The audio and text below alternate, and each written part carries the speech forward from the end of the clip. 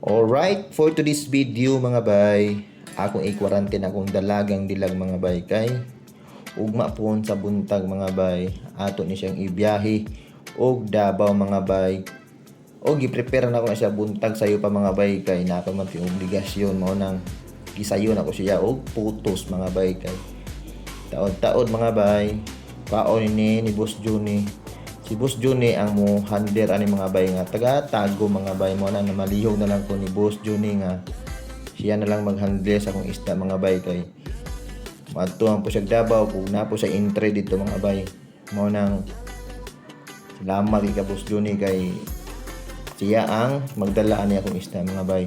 O karon mga bay gi-prepare na ko mo na akong i-support sa Davao mga bay. Mana na siya putos o karon mga bay gasikaso na sa akong asawa mga bay kay siya may mag-meet up kang Boss Juni dito sa panaburan ni pick up po ni Boss Juni mga bay. O karon mga bay gidubli na naslupin sa akong asawa mga bay og mao na akong slot number sa Davao mga bay 179. Og karon mga bay na pick up na ni Boss Juni mga bay. Og daghang salamat kayo Boss Juni sa pag-handle sa akong isda. Og good luck sa tanan mga boss mga bay og happy fishkeeping.